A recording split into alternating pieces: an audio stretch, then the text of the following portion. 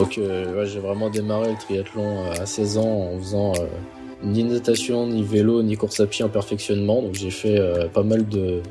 C'est en voyant des vidéos et photos de l'Ironman de Nice que ça m'a donné envie d'essayer. Psychologiquement, je me suis dit que je pouvais être capable de faire de bonnes choses. Là, maintenant, je m'en rendais vraiment compte. Surtout que, en plus, 2020, donc je finissais mon master et je passais après sur des diplômes universitaires où j'avais Avant de démarrer ce nouvel épisode, on a une invitation spéciale pour vous. Je vous invite à nous rejoindre sur devenirtriathlète.com.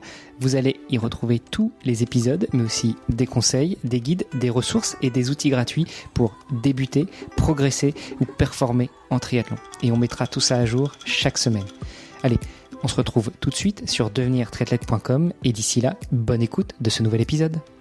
Salut les sportifs, c'est Armano et je suis très heureux de vous recevoir pour un nouvel épisode du podcast Devenir triathlète. Allez, aujourd'hui on continue avec une série de jeunes sportifs, jeunes triathlètes prometteurs. Il arbore déjà un palmarès assez sympa. On va revenir avec lui sur ce sujet justement et sur tant d'autres. Je suis très heureux de tendre le micro à Maxime Rivron. Salut Maxime. Salut à toi, merci pour l'invitation. Eh ben, je t'en prie. Écoute, c'est un plaisir. Comme je dis à tous mes invités, l'objectif de ce podcast, c'est d'inciter le maximum de gens, s'ils connaissent pas le triathlon, à s'y mettre, et puis s'ils connaissent, à continuer à progresser. Donc, on va pouvoir regarder avec toi un petit peu quel est ton parcours, quelle est ton histoire de triathlète, et puis s'en inspirer, j'espère. Ça marche, ouais, peut-être, oui. Déjà, peut-être pour commencer, ce que je te propose, c'est de te présenter. Donc, dis-nous tout. Qui est Maxime Rivron ? Je m'appelle Maxime, j'ai 26 ans et donc je pratique le triathlon depuis 2013 et je cours dans la catégorie pro depuis l'année dernière et depuis cette année en parallèle donc je suis MNS à mi-temps en piscine. Alors, MNS pour maître nageur sauveteur, c'est ça ? Ouais, voilà, c'est ça, ouais. Quand tu dis en pro sur le label Ironman, donc ça sous-entend du long, du très long ? Ouais, c'est sur le circuit longue distance, ouais, donc Ironman et Challenge. Ok, et sur la distance Ironman ou sur le half ? Le half pour le moment. Je suis pas encore prêt psychologiquement pour un Ironman. Ça va venir. Ça sera un objectif futur, on va dire. Tu me l'as dit, tu as écouté le podcast déjà. Ce qui m'intéresse aussi, c'est de revenir un petit peu sur l'histoire de mes invités, savoir comment tout a commencé, comment est-ce que tu as fait ton premier pas vers le triathlon. Donc, toi, le sport, ça remonte à quand ? C'est quoi tes premiers souvenirs de sportif ? Moi, je faisais aucune des 3 disciplines avant le triathlon. Donc, j'ai vraiment démarré le triathlon à 16 ans en faisant ni natation, ni vélo, ni course à pied en perfectionnement. Donc, j'ai fait pas mal de tennis. Ah oui, sacré challenge quand même. Ouais, j'ai fait du tennis en loisir, du basket, du handball. Je faisais aussi du foot dans la rue avec mes potes. Et on va dire que c'est en voyant des vidéos et photos de l'Ironman de Nice que ça m'a donné envie d'essayer. Donc en fait, à cette époque-là, en 2013, c'est mon coach qui avait participé et c'est en voyant tout ça, je me suis dit pourquoi pas essayer le triathlon. Et en fait tu peux balancer des noms, hein, vas-y hein. Il s'appelle Frédéric Marie et en fait c'est un ami d'enfance de mon père, c'est pour ça que du coup on était tous allés supporter et voilà, c'est en voyant tout ça, ça m'a donné envie d'essayer le triathlon et depuis je suis accro. Oh, quelle dure maladie d'être accro au triathlon. Accro au point d'être bigorexique ou accro plus dans le mode de vie, la façon la façon de t'alimenter, de dormir et puis évidemment de t'entraîner et d'aller vers des compétitions. Ouais, c'est après du coup oui, c'est sûr qu'après il y a tout ce qui est l'aspect sommeil, nutrition qui est vachement important et je me concentre aussi beaucoup sur ça. Bon, mais pas bigorexique, quoi. Donc, bigorexique, pour ceux qui connaissent pas, c'est vraiment ceux qui sont addicts au sport. Et donc, c'est où tu te rends malade si tu peux pas aller courir, nager, faire du vélo, faire du tennis. Voilà. Non, t'es pas tombé dans la bigorexie. Non, je suis pas dans la bigorexie, non. Donc, tu commences le triathlon à 16 ans. Comment on fait quand on commence aussi tard. Alors, disclaimer, j'ai commencé aussi à 16 ans et avant, j'étais ni coureur, ni nageur et j'étais un peu cycliste du dimanche. Donc, comment on fait quand on commence à 16 ans? Bah déjà, c'est sûr que les semaines d'entraînement sont plus chargées vu qu'il y a 3 sports, déjà. Après, on va dire, j'aimais bien aussi quand même, on va dire, les sports d'endurance. Mais ouais, c'est sûr, c'est spécial comme ça tout de suite de passer de 3 sports, 3 disciplines à travailler. Mais donc au début, on va dire, ça démarrait peut-être que je faisais un entraînement dans chaque discipline. Donc bon, déjà, ça en faisait 3 dans la semaine. Et puis petit à petit, en fait, j'en ai rajouté au fur et à mesure des années jusqu'à en faire beaucoup maintenant. Rajouter beaucoup. T'étais encadré quand t'as commencé le triathlon? Est-ce que justement l'ami de ton père tu nous parles de ton entraîneur, est-ce que c'est lui qui t'a encadré ou est-ce qu'au début tu y allais un petit peu au feeling? On va dire que c'est un peu lui qui m'a initié. Et on va dire que ouais, au début, je faisais pas mal du coup les séances club pendant plusieurs années. Et jusqu'à maintenant, on va dire, faire un peu mes propres programmes d'entraînement avec mon entraîneur donc qui m'a initié au départ. Alors attends, parce que il y a un truc qui m'intrigue quand même. Je suis passé faire un tour sur ton profil LinkedIn, c'est d'ailleurs comme ça que je suis rentré en contact avec toi. Si je ne m'abuse, t'as fait des études dans le sport? Oui, pas mal. Et est-ce que à 16 ans, tu savais déjà que tu voudrais faire des études dans le sport ou est-ce que c'est le fait d'avoir découvert le triathlon, commencé à l'apprécier? Donc 16 ans, c'est 2 ans avant le bac à peu près, hein, un an et demi, 2 ans. Première, ouais. Ouais. Donc voilà, juste un an avant. Enfin, tu finissais ton année de première et après tu avais la terminale avec le bac. Donc est-ce que c'est cette découverte du triathlon qui t'a donné envie après de faire des études dans le sport ou est-ce que c'était déjà ancré en toi, c'est déjà ce que tu voulais faire et du coup t'en as profité aussi pour l'appliquer à ta pratique du triathlon? Alors, à vrai dire, en terminale, je savais pas encore où j'allais aller après. Parce que bon, j'aime bien aussi les matières scientifiques, donc maths, etc. Mais donc je me suis tourné vers le sport. Mais c'est vrai que peut-être que ouais, c'est à partir du moment où j'ai commencé à mettre au triathlon, je me suis aussi intéressé un peu plus aux sciences du sport et on va dire j'ai fait pas mal de formations après le bac dans ce domaine. Donc je suis allé donc après à l'université Paris-Saclay, Paris-Sud avant à Orsay. Et donc du coup j'ai une licence STAPS entraînement sportif. J'ai enchaîné ensuite avec un master STAPS qui est plus axé sur la recherche. Et après j'ai passé, je voulais continuer à compléter on va dire mes connaissances et donc j'ai passé un diplôme universitaire en préparation physique, préparation mentale. J'ai aussi passé, on va dire, l'équivalence pour être maître nageur sauveteur et j'ai également passé des brevets fédéraux de triathlon. Ouais, un rat de bibliothèque. Un petit peu, oui. C'est vrai que j'ai fait pas mal d'études après le bac. Malgré tout ça, tu arrives à trouver le temps de t'entraîner, donc de découvrir le triathlon, de t'entraîner. Tu nous dis en plus que maintenant tu es MNS, donc maître nageur sauveteur à mi-temps. Est-ce que ce poste, déjà, c'est pour financer ta carrière de triathlète? Oui, on va dire ça, même si donc, je suis encore chez mes parents. Et oui, on va dire que c'est un petit peu oui, pour financer... et aussi acquérir également un peu d'expérience sur le terrain parce que bon, avec toutes ces formations, c'est bien aussi de les mettre un peu en application également. Tu nous as pas dit que tu avais commencé à nager à 16 ans, donc tu commences à nager à 16 ans et à 26, t'es maître nageur sauveteur? Alors en fait, j'ai appris à nager plus petit. Mais on va dire j'ai vraiment commencé à me perfectionner à 16 ans en natation, ouais. Bon, voilà, il y a apprendre à nager, donc en gros apprendre à ne pas couler, et puis après il y a apprendre les techniques de natation. Est-ce que quand tu as commencé le triathlon à 16 ans, tu maîtrisais déjà toutes les techniques ou tu as vraiment tout appris de zéro? Ah non, c'est je savais déjà nager depuis que j'étais tout petit, donc oui, quand j'ai démarré le triathlon, oui, je savais quand même nager quoi. Mais après, je m'étais pas perfectionné comme je m'étais pas perfectionné en course à pied et à vélo. Bon, voilà. Mais sinon, non, je savais quand même nager.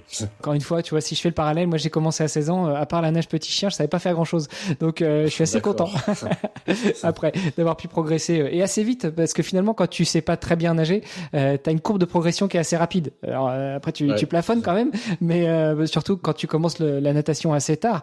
Mais tu vois bien la progression est assez rapidement. Et puis l'aisance qui commence à arriver aussi en natation. Ouais, aussi, ouais. Donc toi, tu commences à 16 ans, en parallèle de tes études.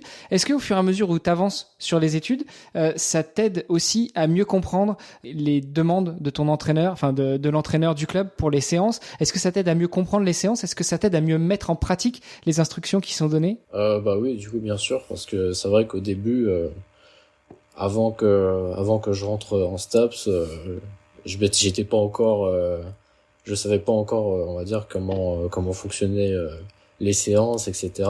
Tous les thèmes à travailler, tous les termes scientifiques qu'on connaît maintenant. Donc oui, c'est sûr qu'au fur et à mesure de mon cursus, je comprenais, on va dire, de plus en plus ce que je faisais, quoi. Oui. Et si on regarde de l'autre côté, dans l'autre sens, est-ce que ta pratique t'a apporté aussi de l'aide dans tes études? Est-ce que t'arrivais à mieux comprendre certains concepts, certaines théories qui peuvent paraître parfois un peu abstraites? Oui, aussi dans ce sens-là, ça fonctionne bien également. Donc c'est vraiment, ça, on va dire, ça se complète. En même temps, voilà, la théorie et ce que je pratique, ce que je mets en pratique. En gros, tu vois, derrière ça, moi, j'ai envie de te demander, est-ce que les études de STAPS t'ont rendu un meilleur triathlète et est-ce que le triathlon t'a rendu un meilleur étudiant en STAPS? Ça, c'est compliqué à répondre. On va dire que ouais, si, quand même, les études, ça m'a quand même aidé, ouais, à comprendre ce que je fais et à maintenant bien mieux construire, mieux planifier. C'est sûr que oui, c'est un plus, ouais. Alors évidemment, l'objectif de la planification, c'est de pouvoir soit être beaucoup plus à l'aise, beaucoup plus en aisance, soit même commencer à progresser, voire performer. Toi, quand est-ce que tu commences à t'aligner sur des compétitions? Quand est-ce que tu commences à te dire, tiens, il y a peut-être un truc à faire? Et puis, quand est-ce que tu commences à faire tes premiers résultats finalement? Donc en fait, mes premiers résultats, on va dire, ça a commencé fin 2020, donc après le Covid. Voilà, où j'avais gagné le triathlon de Deauville. Ouais, c'était ma première victoire en triathlon et avant j'étais vraiment j'étais dans la masse, dans les catégories jeunes, j'ai jamais rien fait. Et on va dire c'est à partir de 2020 que ça a commencé et après en 2021 j'ai commencé à m'aligner sur sur le longue distance. Et en fait au fur et à mesure des années, les résultats sont de mieux en mieux, donc c'est sympa. Et alors justement, tes résultats, donc tu nous dis tu gagnes Deauville, en groupe d'âge, au général? Oui, là c'était le triathlon, c'était le format olympique en 2020, donc oui, là c'était au général, avec tous les groupes d'âge. Et ça fait quoi de monter justement sur la première marche de la boîte? Ah, ça fait bizarre. C'est vrai que je suis pas trop habitué comme ça. Déjà gagner une course et c'est vrai que ça fait, moi qui suis plutôt de nature, on va dire, timide, réservé, un peu transparent, là, tout d'un coup d'être premier et être sous les feux je veux dire entre guillemets sous les feux des projecteurs, ouais, c'est un peu spécial comme on va dire comme sentiment. Ouais, on sent bien que t'es un peu timide. Alors vas-y, lâche-toi. On est entre nous. On est à la terrasse d'un café, tranquille. On se prend un petit café. Détends-toi, Maxime. Détends-toi. Respire. T'as fait un début en prépa mentale. Voilà, vas-y. Un petit peu de méditation. Ça te dit? Non, mais plus sérieusement. Donc, une fois que tu montes sur la première marche de Deauville, ça enclenche quoi chez toi? Est-ce que tu te dis tiens, il y a peut-être quelque chose à faire, ou est-ce que tu te dis au final, voilà, là c'était sympa, je vais continuer à m'entraîner, j'ai d'autres objectifs cette année, puis on verra ce que ça donne. Tu vois, est-ce que tu prends finalement chaque compétition l'une après l'autre? C'est vrai que quand j'avais gagné psychologiquement, je me suis dit que je pouvais être capable de faire de bonnes choses.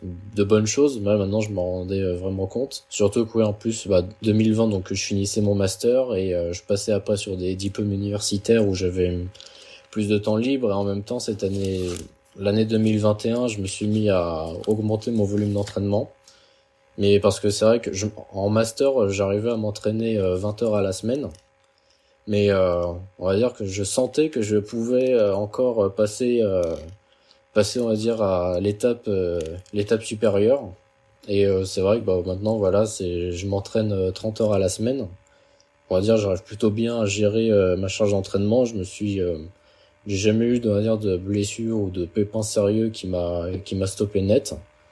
Et ouais, voilà, c'est comme je disais. Donc maintenant, au fur et à mesure, année après année, je commence à avoir, on va dire, un petit peu plus de résultats, même si bon, ça reste pour le moment à mon niveau, quoi, on va dire.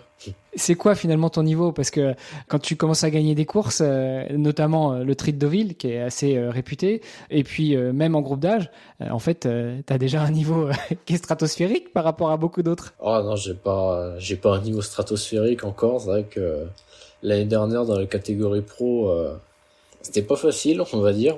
C'est vraiment, il y a vraiment comme une différence de niveau entre les groupes d'âge et les pros. Et je m'en suis vraiment rendu compte l'année dernière. On va dire que c'est en cours de progression. Et après Deauville, sur quelle autre marche, de quelle autre course tu montes? Après, donc, c'était le Half Ironman de Vichy en 2021, où j'ai pris la deuxième place au scratch, d'ailleurs à 15 secondes de la gagne. Mais je gagne. Ça fait mal, ça, non? Est-ce que tu l'as vu, le premier? Parce que si c'était un rolling start, en fait, tu vois pas forcément où est le premier. C'était un rolling start, en fait. Et oui, le premier était vraiment, il était vraiment une centaine de mètres devant moi. J'ai rattrapé pas mal de temps sur la course à pied. Parce qu'en fait, le premier en question, il est un cycliste de base, donc, il roulait assez fort et en fait j'avais peut-être 5 minutes à rattraper sur le semi-marathon et au final je termine 15 secondes derrière lui, donc en fait vraiment dans les derniers kilomètres je commence à l'avoir en ligne de mire. Et, ça fout la rage, ça, j'imagine. Tu vois, aujourd'hui, cette semaine, j'ai diffusé l'épisode avec Victor Lemasson et pareil, il nous disait le premier sur, je sais plus quel Ironman, il était 24 secondes devant lui, quoi. Mais il le savait pas parce que comme c'était du rolling start, lui, il passe la ligne, voilà, avec le flow de ceux qui étaient déjà devant lui, mais qui étaient partis bien après. Et au final, au moment où il y a la remise des prix, il se rend compte que le mec était 24 secondes devant lui. Donc là, 15 secondes et en plus tu le vois juste devant toi à 100 mètres, là tu dois t'en vouloir, je sais pas, d'avoir fait une pause pipi, non? Ah non, mais non, en fait en réalité je savais que j'étais au début du semi j'étais troisième, je savais que j'étais deuxième. Non, après je m'attendais pas du tout en fait à faire ce résultat-là. En plus c'était mon premier Alpha Ironman, donc c'était en même temps c'était une découverte. Non, j'étais déjà plus que satisfait déjà d'être sur le podium d'un Alpha Ironman. J'aurais jamais pensé un jour faire ça. Donc voilà, comme à Deauville en fait sur le M, c'est pareil, quoi, je m'attendais pas vraiment à ça. Et comment on encaisse alors justement une victoire à laquelle tu t'attendais pas trop? Qu'est-ce que ça déclenche chez toi après? Ah on va dire qu'on sent qu'on change de catégorie, on va dire. On va dire c'est surtout ça, ouais. Tu dis donc tu gagnes Deauville en distance olympique. Après, tu gagnes pas, mais t'es deuxième de l'Half Ironman de Vichy. Toi, ton entraînement, comment est-ce que tu l'as orienté justement cette saison-là? Est-ce que c'était une saison orientée long, donc Half Ironman, et puis tu t'es fait Deauville pour chauffer un peu les jambes, pour chauffer un peu la machine, et t'as été agréablement surpris? Ou est-ce que t'as vraiment scindé les deux phases d'entraînement? Une phase d'abord distance olympique, et une phase où après t'as remis du volume et tu t'es préparé pour du half? Ouais, on va dire que c'est parce qu'en fait Deauville, pareil, c'était mon premier format M. En 2020, en fait, c'était que des découvertes. Ah, mais finalement, chaque première expérience te va bien. Quand est-ce que tu vas essayer ton premier Kona? Et oui, c'est vrai, on va dire qu'au début, pour 2020, bon, il y a eu l'année du Covid après, mais je m'étais, on va dire, préparé pour un format M, parce que juste avant, enfin, les années précédentes, je faisais des formats sprint, même quelques compètes d'athlètes aussi, donc on va dire, je m'étais vraiment... avec mon coach, on avait vraiment ciblé le M, et après l'année d'après, on avait décidé de commencer à monter un peu sur Alpha Ironman, même si je faisais aussi quelques M également pour garder un peu, pour pas faire que du long, pour faire on va dire la distance inférieure, on va dire.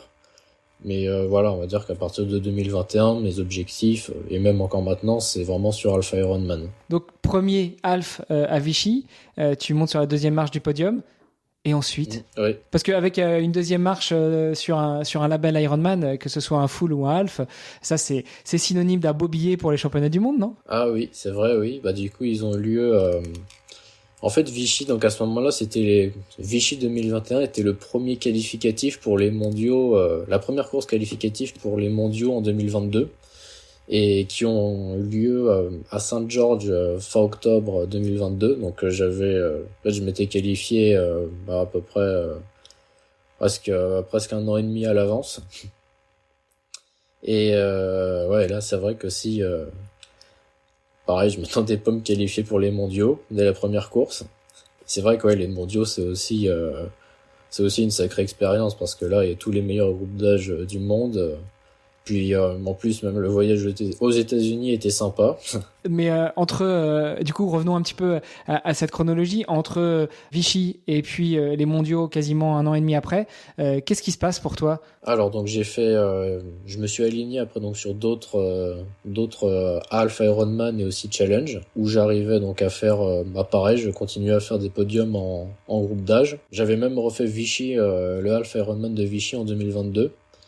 Et j'avais fait aussi quelques courses sur on va dire le label Ironman et Challenge où il y avait cette fois-ci des pros. Et je me rendais compte que j'arrivais un petit peu à titiller certains pros.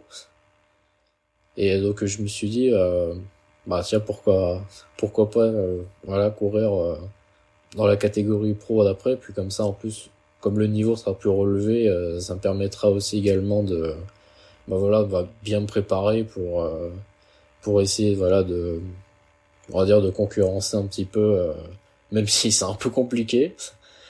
Mais voilà, c'est vrai que c'est quand même une bonne opportunité, une belle expérience aussi de courir dans cette nouvelle catégorie. Donc du coup, là, tu vas aux mondiaux, en groupe d'âge. Comment ça se passe? Comment tu termines? Avec le sourire cassé en deux. Ça se passe comment ces premiers mondiaux à Saint-Georges pour toi? Alors donc du coup j'ai fait 46e tout groupe d'âge confondu, sachant qu'on était 3500 je crois. Ça va, pas trop mal pour un premier mondial? Ouais, ça va. Et j'ai fait dans la catégorie 25-29, je termine je crois 17e et pareil on était 350 dans cette catégorie. Et on va dire que j'étais peut-être un peu moyennement satisfait de ma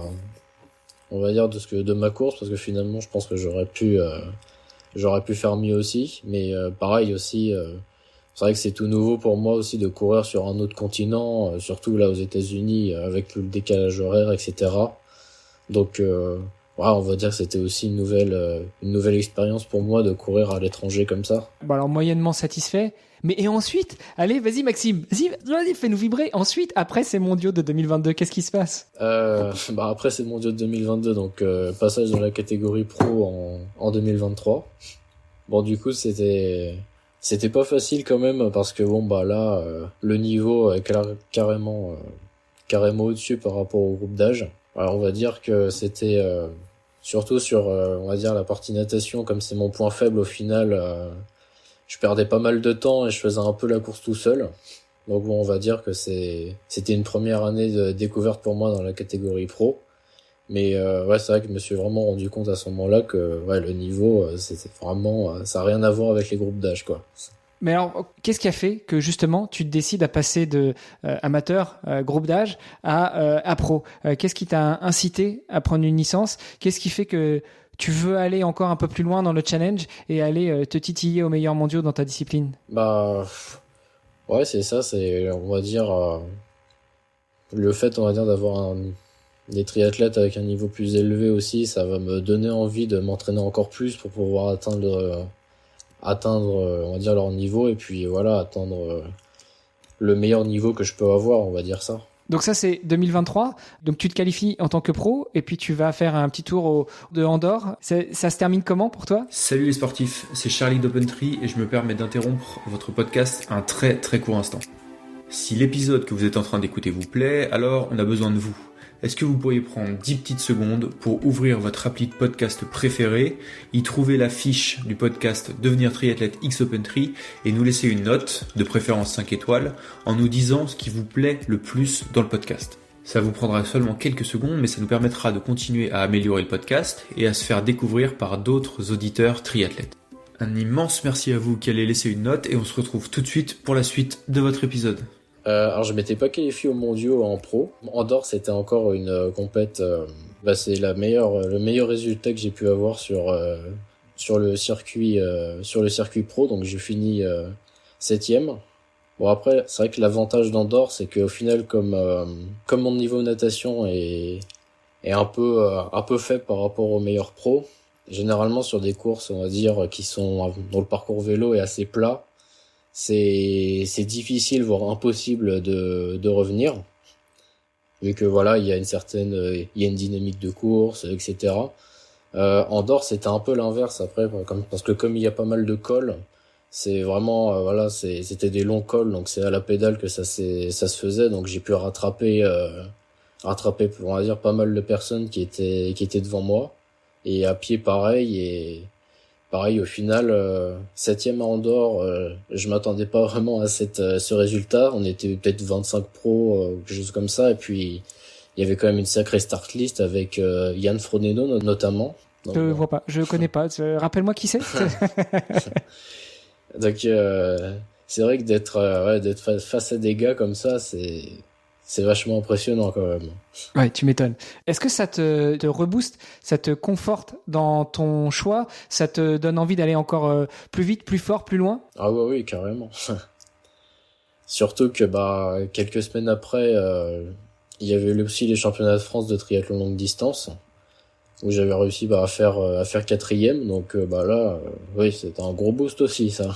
En même temps, quand tu fais 7e sur un rendez-vous international en pro, donc international, mondial, c'est normal que sur des championnats de France, tu performes quand même un petit peu, non ? Ouais, et c'est même si bon, comme il y a un peu plus de natation là cette fois sur le format fédéral, mais bon, j'ai réussi on va dire à bien revenir sur la partie vélo course à pied. Et comment se passe cette course justement ? Ça, c'est l'une de tes dernières courses, enfin l'un de tes derniers podiums en 2023, c'est ça ? Ouais, c'est ça, ouais. Donc du coup, j'avais fait la 4e au général et on va dire que bon du coup, la natation c'est mon point faible, donc sur les 3 km, j'ai pris assez cher. C'est-à-dire que j'avais 6 minutes de retard sur le 4e après la natation. Donc j'ai réussi à boucher ces 6 minutes à vélo et à pied. Et d'ailleurs c'était les championnats de France avaient lieu à la Salvetat comme en 2022 et j'avais fait aussi ces championnats donc je connaissais déjà le parcours à vélo, à pied et en natation aussi. Ouais, en fait après j'ai fait ma course et j'ai réussi en 2022, j'avais réussi à finir 11e. Et maintenant dans les 2023, j'ai réussi à remonter jusqu'à la 4e place donc pareil, je m'attendais pas beaucoup à me rapprocher autant du podium.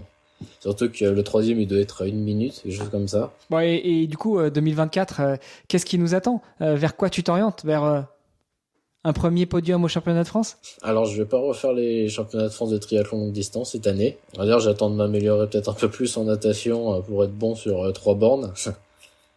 Après, donc, à partir de mi-mai, je vais participer aux France de duathlon longue distance. Donc, qui auront lieu à Pontivy vers mi-mai. Et après, les triathlons vont démarrer à partir de juin où je vais participer donc à l'Alpha Ironman de Suisse.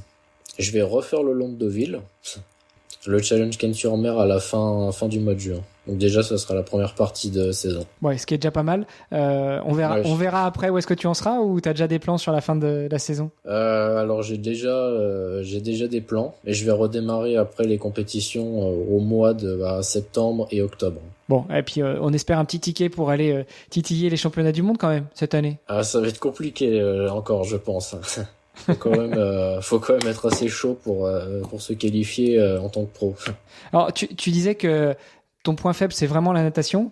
Ouais. Comment est-ce que tu progresses en ce moment en natation ? Qu'est-ce que tu mets en place pour t'assurer que tout le travail que tu fournis te permettent justement de performer. Alors, on le sait, hein, en triathlon, c'est pas forcément grâce à la natation qu'on gagne un triathlon. En revanche, ça peut être à cause de la natation qu'on le perd. Tout simplement, surtout sur des formats assez courts, quand on prend pas la bonne dynamique, quand on n'est pas dans le bon paquet, même si c'est no drafting, c'est un petit peu plus difficile après d'accrocher. Et puis surtout, on se fatigue beaucoup plus sur la première épreuve avant de passer sur le vélo et la course à pied. Et donc là, on hypothèque un petit peu ses chances de performer. Toi, à l'heure actuelle, qu'est-ce que tu mets en place pour pouvoir progresser et t'assurer que sur les prochains rendez-vous, tu sois justement au rendez-vous, à commencer par la natation? Alors à la fin de l'année, à la fin de saison au mois d'octobre, j'ai pris donc aussi en plus un coach sur la partie natation, qui a été en équipe de France d'eau libre, qui connaît bien son sujet, on va dire. Ça va, normalement, c'est pas trop mal. Bon, c'est pareil, tu peux balancer des noms, hein, s'il y en a qui sont intéressés, Il s'appelle Damien Catin-Vidal. Et on va dire que depuis octobre, j'ai vraiment retravaillé ma technique parce que il y a plein de trucs qui allaient pas. Et donc forcément, quand techniquement ça va pas, déjà en natation, c'est compliqué de performer. Et on va dire que là, depuis octobre, je retravaille bien ma technique, et donc il y a des améliorations. Donc ça, c'est déjà plutôt bien. Et on va dire que c'est encore aussi en cours de progression. Dans les éléments que tu as progressé, est-ce que c'est au-delà de la technique, est-ce que c'est aussi l'orientation, le fait d'avoir une nage bien propre et bien posée en eau libre, en milieu naturel? Est-ce qu'il y a d'autres éléments en plus que tu travailles et qui peuvent t'aider à t'améliorer et à performer? Pour le moment, on va dire c'était sûr vraiment retravailler la technique en bassin. Après, on va dire que maintenant, comme les beaux jours arrivent aussi, ça va être un peu l'occasion également de remettre en application ça en eau libre avec la combi, parce que nager en eau libre, nager en piscine, c'est différent. Mais déjà, oui, on va dire que d'un point de vue technique, il y avait pas mal de choses à travailler. Tiens, d'ailleurs, tu parles de nager en eau libre avec les beaux jours qui devraient arriver. Tu nages où en eau libre quand tu habites en Île-de-France? C'est un peu compliqué. On va dire que il y a quelques entraînements on va dire il y a quelques lacs dans le coin, on va dire qui ouvrent des créneaux, mais on va dire plutôt en groupe. Donc je pense que ça devrait pas tarder dans les prochaines semaines à venir, et où généralement là on peut nager en eau libre, sous quelqu'un qui nous surveille, du coup, forcément. Bon, de toute façon, là, on a de la chance cette année en France, parce que pour les JO, la Seine, elle sera propre, on pourra boire l'eau. Donc même quand tu veux aller t'entraîner un petit peu là d'ici cet été, tu vas piquer une tête dans la Seine, c'est ça? Ouais, c'est ça. Bon, évidemment, c'était très ironique, hein, tout le monde aura compris mon humour, très déplacé, mais non, mais plus sérieusement, il y a quelques bases de loisirs, quelques lacs qui sont en accès, parfois libres, ou parfois ils exigent que ce soit en groupe avec des coachs ou des maîtres nageurs qui soient là pour surveiller le groupe. Ouais, c'est ça. Et parce que c'est vrai que comme je le disais, s'entraîner en piscine et s'entraîner en eau libre, c'est pas la même chose. Et donc voilà, ça on va dire, je pense, un prochain thème de travail pour les prochaines semaines, avant que les premières compétitions arrivent. Et alors, un entraînement en eau libre, justement, c'est pas la même chose qu'un entraînement piscine. Je pense qu'on voit tous bien, entraînement piscine, c'est de la répétition, alors parfois courte, parfois longue, de la technique, de la récupération, sans oublier évidemment l'échauffement et la récup après. En eau libre, ça se structure comment, un entraînement? Là, après, je pense que forcément, il y a également pas mal d'allures courses qu'on peut faire également, comme en bassin. Et là, après, ce qui peut être intéressant, ce qu'on n'a pas du coup en piscine, c'est vraiment fixer un point au loin, une bouée, etc. Et se fixer un azimut et nager le plus possible vers ce point. Et c'est également aussi nager en groupe, apprendre à nager en groupe, nager dans les pieds, etc. Ce qui forcément peut être différent du bassin. Et puis surtout, quand on est en eau libre, il y a pas toutes les lignes à côté pour bien cadrer l'entraînement. Bon, voilà. Et puis nager avec la combinaison aussi, Ouais, c'est vrai que c'est toujours un peu différent de nager sans rien, quoi. Ouais, parce que finalement, il y a ces petits éléments en plus dans le triathlon auxquels on pense pas forcément à travailler, mais par exemple, travailler les transitions. Donc, quand on a la chance de pouvoir s'entraîner en milieu naturel, et mettre la combi, enlever la combi, monter sur le vélo, et puis on fait 10 mètres, on redescend du vélo, et puis on refait, on remet la combi, on enlève la combi, on remonte sur le vélo. Tout ça, ça permet de travailler aussi les automatismes, les mécanismes, travailler la transition pour améliorer ces temps de transition. Alors évidemment, plus on s'aligne sur des courses longues et plus, dire si tu prends 1 minute plutôt que 30 secondes en transition, normalement, c'est à moins d'impact. Quoique sur un Alpha Ironman, si tu prends un café pendant la transition, tu peux bien laisser passer quelques places, non? Ah ouais, c'est ça, ouais. Bon, après, vu que, comme je disais, vu que la natation c'est mon point faible, le groupe devant était déjà parti, donc j'aurais pu prendre un café, ça aurait pas changé grand-chose, quoi. Bah, raison de plus, vaut mieux pas que tu prennes un café, il faut que tu ailles rattraper Ouais. le groupe de tête, non? Ouais, aussi, bah si, bien sûr. Et tiens d'ailleurs, sur ce côté-là, on l'aura bien compris, c'est quelque chose dont tu es conscient, donc j'imagine que tu l'as travaillé un peu, mais comment ça se passe quand tu sors de l'eau, tu vois que le parc à vélo est déjà à moitié vide, alors que tu sais que tu as les capacités de faire un gros vélo, une grosse course à pied.